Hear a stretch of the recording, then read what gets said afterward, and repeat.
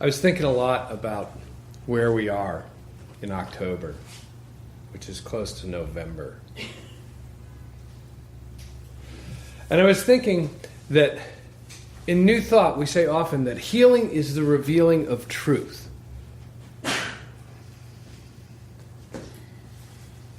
And I got thinking about that in this talk title I came up with. It's one of my few negative talk titles. It's about not doing something. We cannot let the light go out. I was trying to put these two things together. You see, there's an infinite spirit. We call it light because that's the best way to describe it, is that there's this vibrational essence that is higher than our traditional experience. So we end up calling it spirit or light, and it indwells all of us. And all of that seems a little bit like, huh? What are you talking about? And so they made a shorthand for it. It's called God, which is that infinite life that is the spark within us, expressing through us and around us. The wholeness of life itself. The unity of spirit that is expressing the fullness of its being in the totality of everything that is happening right now, including them. I got to thinking about this idea that there's so much opposition going on right now in this country and in this world. Conflict and darkness and I don't know if anybody else, and I'm sure there are people who are jumping for joy, don't get me wrong, but in my world I've been feeling low energy and kind of like, wow, is this really the way we want to go? And the reason that I've been feeling that is because I've noticed that what I'm seeing is a response of fear. That all of the hollering that's going on is a fear that there's not enough. Fear that something I have will be taken away from me by them. And it gets out and people get all jazzed up on the energy of this. Because that gets your adrenaline running. Right? I mean, you watch the news and my heart starts pounding about what's going to happen. And I'm sure that's true for everyone who's on any side of this debate.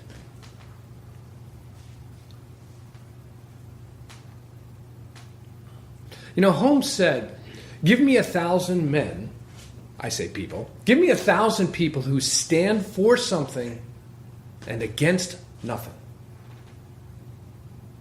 And what that got me thinking about is we spend so much time contemplating all of the stuff that's going wrong that we'd like to see differently, that we've read about or heard about or talked about with all of the friends. We focus all of our awareness, our energy, the core of our being in opposition to those things that we're afraid of. And that's not just true for, me. That's true for everyone. So the question that comes from that is, how do we get from a place of exclusion, of standing against things, and move to a place of power where we are standing for things? We talk about this in our teachings. We've been talking about it in the practitioner class as well, about moving away from the appearance of the condition towards the truth. Because as long as we're looking at the condition, what are we putting our power into? The condition. So when we point at something and say, that's bad, all of our personal energy is pointing at that and continuing to make it bad.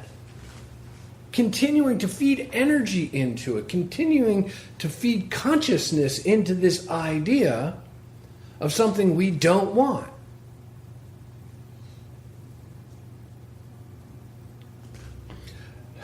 In the conditional sense, there can be divisions of opinion, and they can run really deep.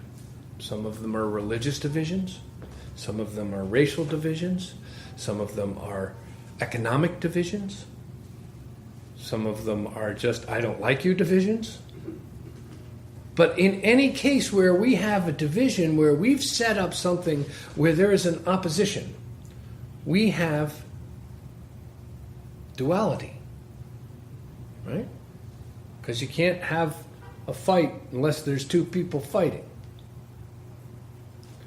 And when we put our energy into being on one side or other of that, that's what we're going to get more of. Have you ever noticed that when you start an argument and it ever escalates? Anybody had that experience when an argument escalates? Mm-hmm. Yeah. And after a little while, you find yourself screaming insanities or inanities just because the emotional level gets there. I don't know if anybody does. I do that on occasion. Not very often anymore, but it happens. Ask my children. They've witnessed it. But, there's a point at which we lose control of the mental ability to level out, and the emotions take over, and then the pain body activates, and we're just ready to go and ready to fight, and the adrenaline's pumping, and all of a sudden, you ever notice the moment after that stops? Right?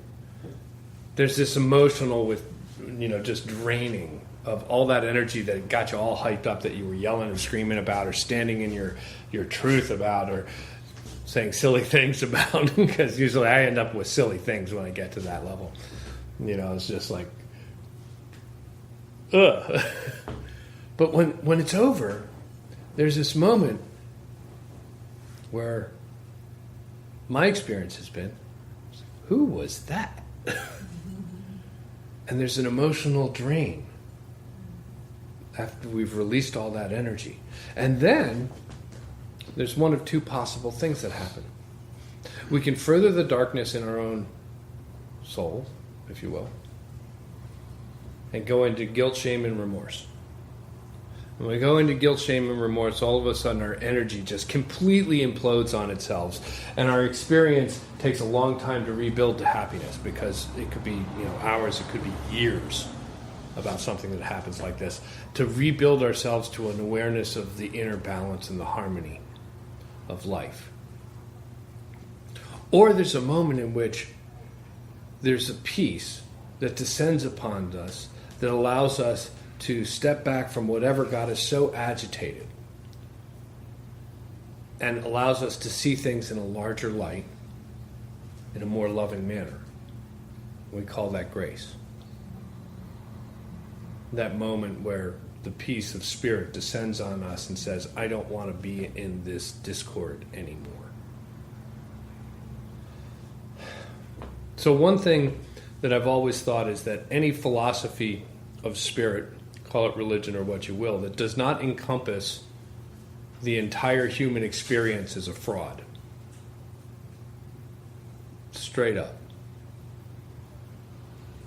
Because how can we believe deeply in something that does not match the experience that we have in life? Right? And so I've often said it here, and you guys know, I'm kind of a Pollyanna. Yep, I'm a utopianist Pollyanna. We can be there.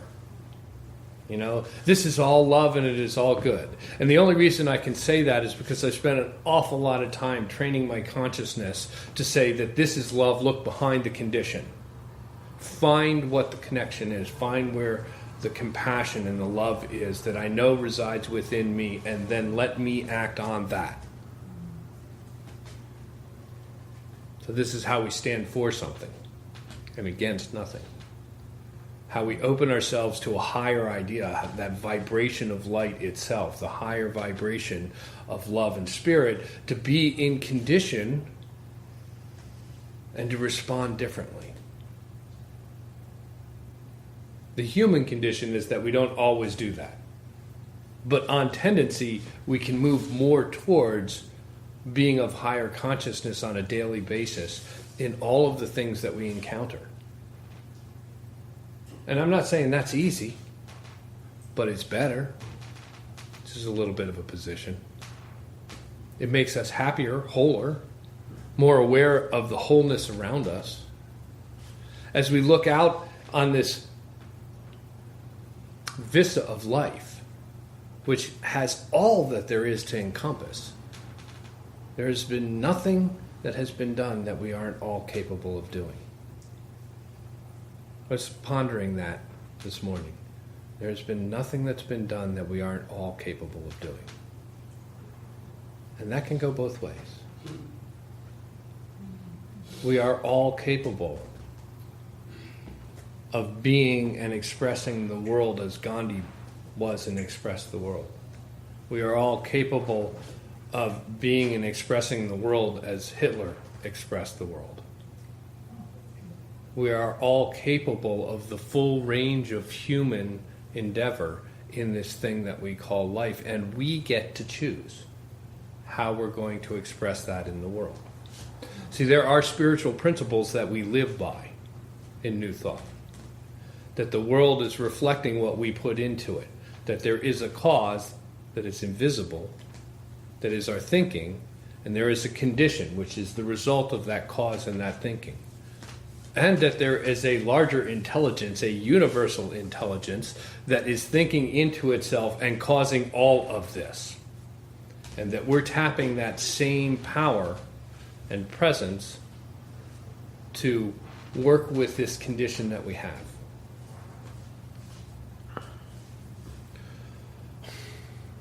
It is often difficult to let the light shine when we are feeling down or overrun with the conditions of the world. But it is so important to note in those moments when we are at our lowest, vibrational level, emotional level, intellectual level, whatever that low point may be for each one of us, to turn away from the conditions to the truth.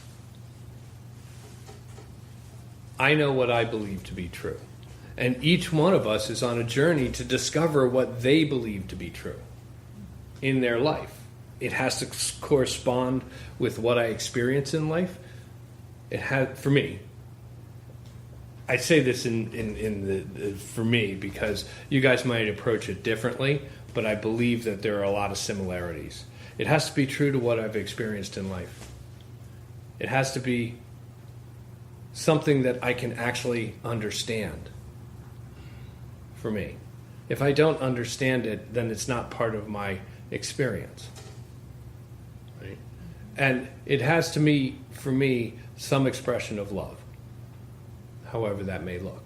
And sometimes we have to look in the rear view mirror to find out how that love was expressing. But it is expressing love. Those are truths for me. And when I turn away from the conditions that I see around me and I stand for something. So we have an election coming up. And I don't get political from up here because people are going to vote however they believe that they should vote. But I invite you, as you go out there and vote, my friend Breen likes to say, please vote. Vote from the idea of for something rather than against something. So for me, that looks like being for compassion. That's where this comes in. These little cards. We've got some friends over at Books Through Bars. They work over here in West Philadelphia. They collect up books, and they package them up, and they send them to people who are incarcerated. You know, whatever the people ask for, basically. You know, that's literature. You know, people asking for books on law. They're asking for comic books. They're asking for, you know, this is one of the few ways they're getting information. And recently, our state government in Pennsylvania decided that books were contraband in the prison system and said that prisoners, inmates, can no longer receive books or mail that has not been pre-read and electronified.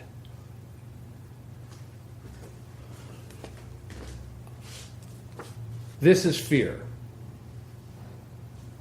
This is fear expressing itself as force. And the truth that I see back of that is it is a call to compassion. It is a call to intelligence. It is a call to love. It is a call to activity that expresses for those qualities of God that I believe that need to be expressed in this particular situation. I'm not against the contraband ban on books. I am for expressing love and knowledge and communication and compassion within the system of our government. This is making sense? I mean, like we can't, if I go out there protesting something, all I'm doing is adding energy to whatever it is I'm protesting. If instead I stand and do something that actually is for the opposite of that, then I have actually created a balance in the world by creating a new thing, a new energy that is balancing the other energies to express something that I desire to experience in this life. I want to experience a compassionate, just, reasonable, equitable society. And if I want to experience those things, I have to live those things. I can't say, you make this a compassionate, reasonable, just, and equitable society.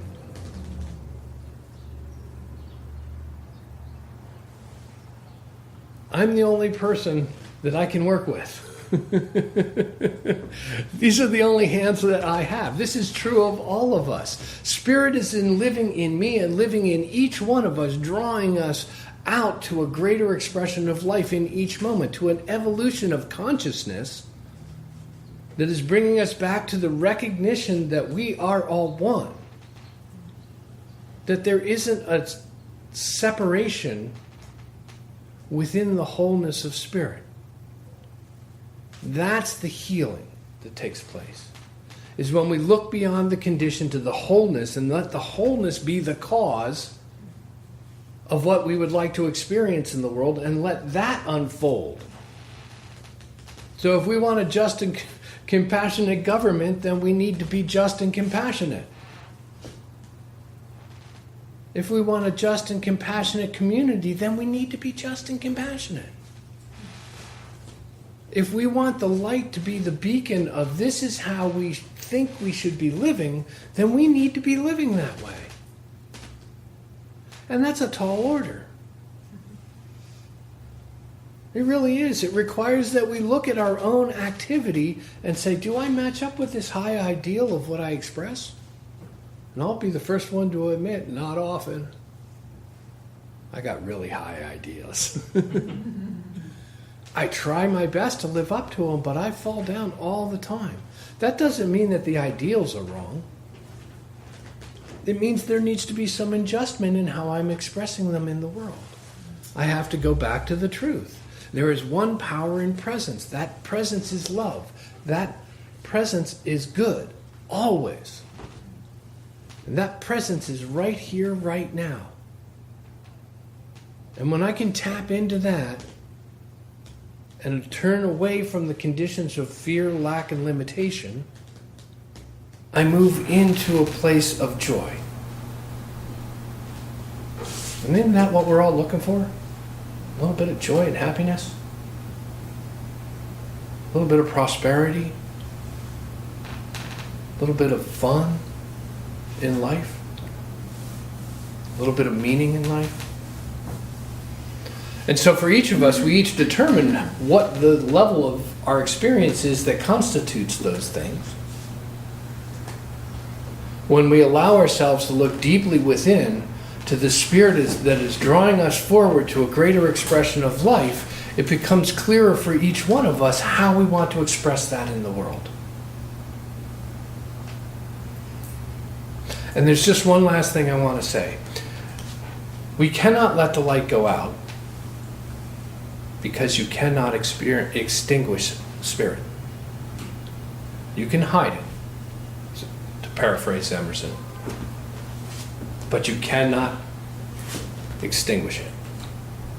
So it is always there, always waiting, our awareness of it, always available with all of the power that ever was, is, or will be, ready to act upon the cause of our thoughts. That's a really wonderful idea. All of the power is awaiting my thought to bring it into being. So I invite you as you go out there this week, have some good thoughts. Namaste. Namaste.